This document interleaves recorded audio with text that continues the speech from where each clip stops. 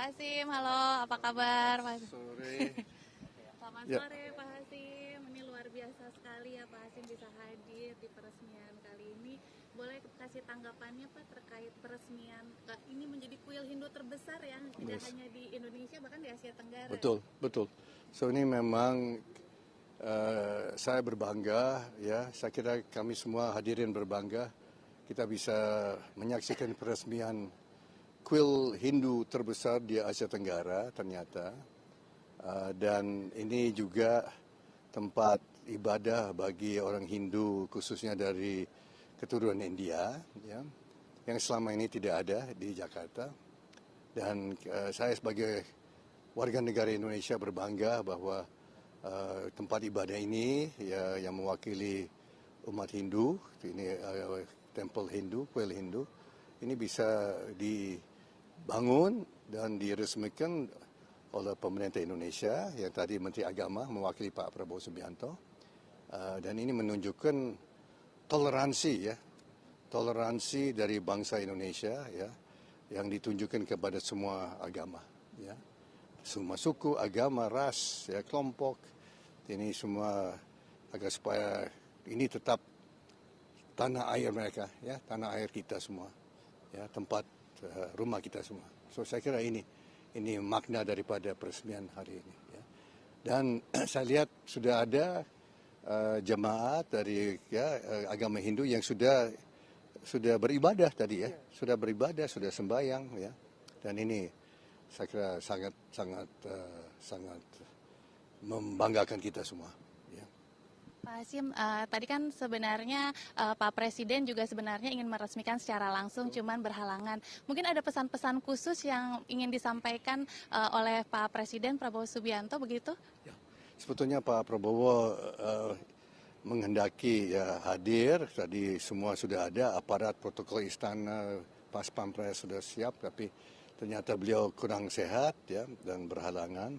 Namun sebetulnya pesan yang beliau mau sampaikan kepada hadirin, ya, dan juga kepada bangsa Indonesia dan juga kepada bangsa India, bahwa Indonesia tempat yang sangat hormati semua agama, ya, semua agama, semua ras, semua budaya.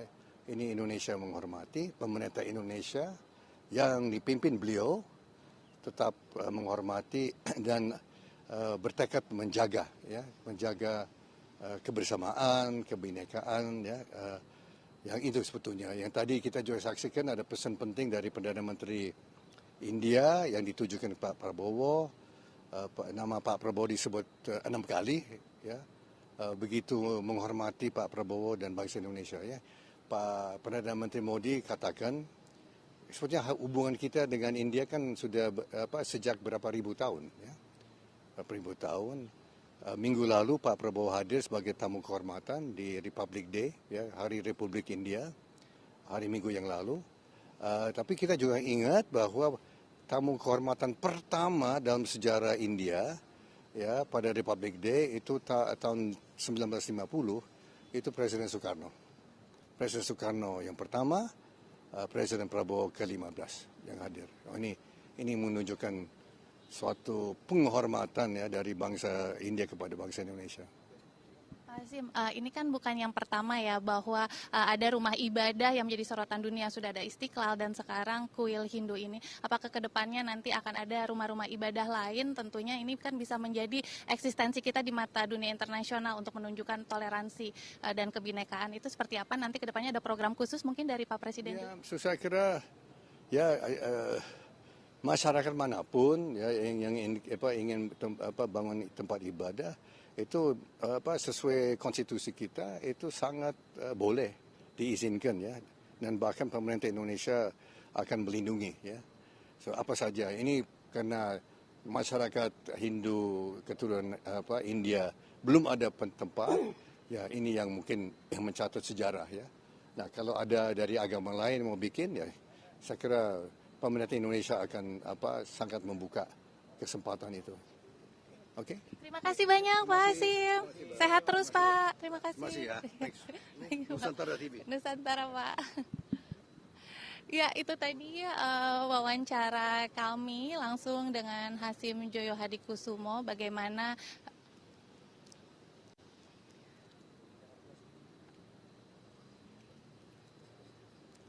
ya itu tadi wawancara